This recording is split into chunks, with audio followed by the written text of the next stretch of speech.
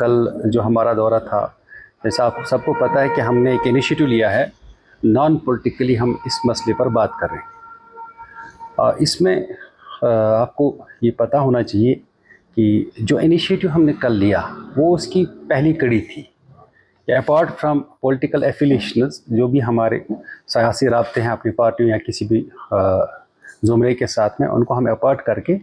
जहाँ से हमें लगे कि जीएमसी को इस मिशन को हम आगे पहुँचाएँ और काम जल्दी से इस पर काम लग जाए, तो उस ज़िमन में हमने श्रीनगर जा कर के मुख्तलिफ जो पॉलिटिकल शख्सियात हैं जम्मू कश्मीर की, उनसे हमने कल बात की, उन तक हमने ये मामला पहुँचाया है। देखिए, पहले हमारा ये होना चाहिए कि हम सरकार तक या जो भी स्टेक होल्डर्स हैं उन तक हमारी बात कैसे पहुंच सके। हो सकता है कि उन्हें फैक्चुअल पोजीशन का पता ना हो, तो एक मेमोरेंडम तैयार करके हमने जैसे आपने बात करी जुनैद साहब की, तो वो ना एक ज़रिया बना हमारे लिए कि हम चीफ सेक्रेटरी साहब तक पहुँचे और हमने उन तक बात रखी। तो उसमें उन्होंने जैसे मेमोरेंडम पढ़ा या देखा होगा, उन्होंने एक वहाँ से क्लियर मैसेज दे दिया है कि हम फैक्चुअल ग्राउंड्स को देख करके जो भी स्टेक होल्डर्स हैं जिन तक ये बात होनी चाहिए थी, उनसे हम बात करके रब्ता करके मतलब इस मसले को हम हल करें। पहले मैं आपको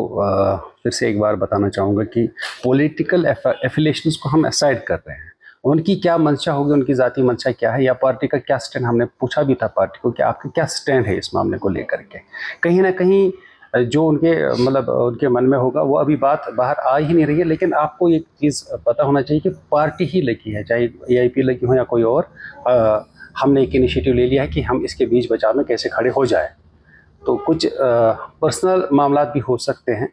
वो खुल के सामने क्यों नहीं आ रहे हैं, या क्या कुछ रीजनिंग हो सकती है उनकी। तो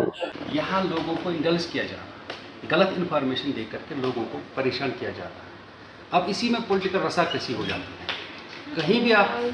भी आप अगर देखें कि हमारा एक और मोटिव है, बहुत बड़ा मोटिव हमारा ये है, एक मकसद है हमारा, वो ये है कि हम डेवलपमेंट इश्यूज़ को पॉलिटिकल रसाकसी का शिकार नहीं होने देना चाहते। और इसमें देखिए क्या है, लोगों के अंदर एक ये जैसी वो उमंग सी जाग जाती है कि हमारे लिए कुछ लाया जाता है। जैसे आपने GMC की बात करी, वहाँ ये तो जाहिर सी बात है, पहले आप CHC होता है और फिर उसको डेवलप करके मतलब ये ना सब डिस्ट्रिक्ट हॉस्पिटल बनाया जाता है, उसके बाद में वो डिस्ट्रिक्ट हॉस्पिटल बनाया जाता है, तभी वो कैपेबल हो जाता है GMC के लिए। तो समझने की बात है कि आप जो करना चाहते हैं, ये जैसे 1981 में हुआ था, हंदवारा हॉस्पिटल को डिस्ट्रिक्ट हॉस्पिटल का दर्जा दिया गया था। तो जाहिर सी बात है कि ये किस वैसिनिटी में होना चाहिए, इसके कुछ हद इख्तियार होते हैं, इसका कोई ज़ाब्ता होता है। तो उस ज़ाब्ते को मद्देनज़र रख करके ये हंदवारा वैसिनिटी में ही होना चाहिए था। अब दोबारा मैं आप एक चीज़ दोहराऊँगा, ये है कि जैसे जब भी ये प्रोजेक्ट सेंक्शन हुआ था 2019 में जब हुआ था, तब जो भी डिपार्टमेंट कंसर्न डिपार्टमेंट है, उन्होंने हर जगह जा करके तकरीबन 10 जगह जा करके उन्होंने डिस्ट्रिक्ट कुपवारा में निरीक्षण किया हुआ था। तो उन्होंने सर्वे करी थी कि कहाँ पर ये फिजिबल है, हर एक चीज़ हर एक जावे को मद्देनज़र रख करके उन्हें सूटेबल जगह लगी। इवन दैट की जो नुकनसे की अभी जो बवाल बना हुआ है, ये भी उसमें था, उस लिस्ट में ये भी था, वहाँ भी मतलब ना ये गए हुए थे जो भी डिपार्टमेंट कंसर्न डिपार्टमेंट, उसका भी निरीक्षण किया गया था, उसको भी देखा गया। तब उसको बिल्कुल ही नकारा गया था कि ये शायद नहीं, ये बिल्कुल ही इसके काबिल नहीं है GMC की बिल्डिंग या कोई और चीज़ हम लगा। उसमें बहुत सारे इशूज़ हैं, फॉरेस्ट डेंस है एरिया, पीछे से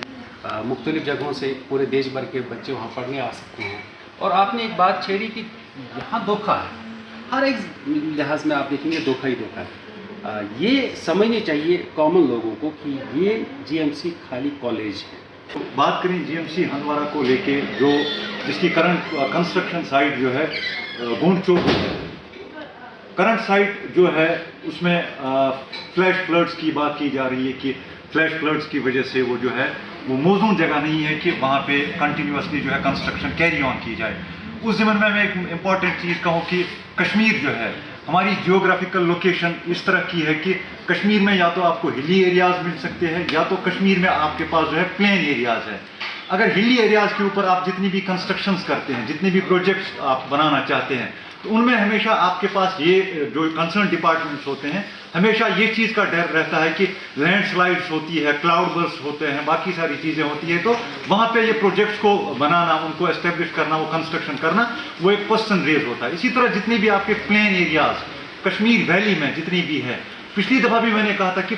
हमारी कश्मीर पूरी वैली को सती सर के नाम से जाना जाता है। तो प्लेन एरियाज में आपके पास जो है मोस्ट इंपॉर्टेंटली आपका वुलर लेक है, जो एशिया का सबसे लार्जेस्ट लेक माना जाता है, और डल लेक है, या जितने भी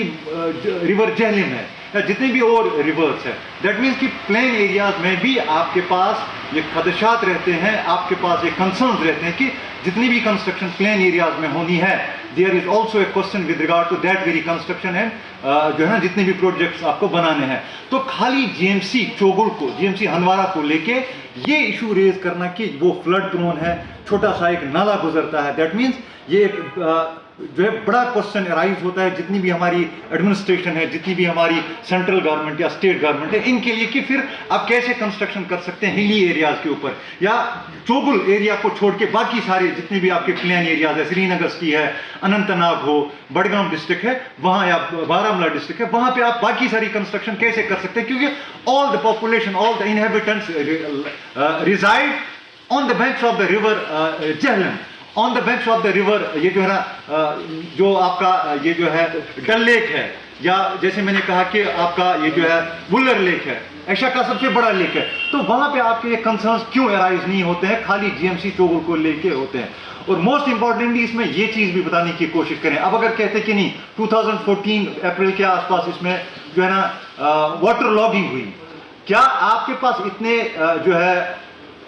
इंजीनियर्स या इंजीनियरिंग विंग जो आपकी है, क्या वो इस तरह की एफिशिएंट नहीं है that it can stop the rivers, और it can use its machinery, it can use its technology, it can use its, they can use its mind, ठीक है। उनकी क्वालिफिकेशन जो होती है, वो क्वालिफिकेशन इसी चीज़ को लेके होती है कि आप अर्थक्वेक प्रोन कैसे बना सकते हैं, आप इतना लैंडस्लाइड प्रोन कैसे बना सकते हैं, आप फ्लड प्रोन स्ट्रक्चर्स कैसे बना सकते हैं। तो ये बीच में ये इशू उठाना कि चोगुल फ्लड प्रोन एरिया है, तो I think it's a lame excuse, और सेंट्रल गवर्नमेंट को इस चीज़ में जो है ना मुदाखलत करके इस चीज़ के ऊपर सोचना चाहिए।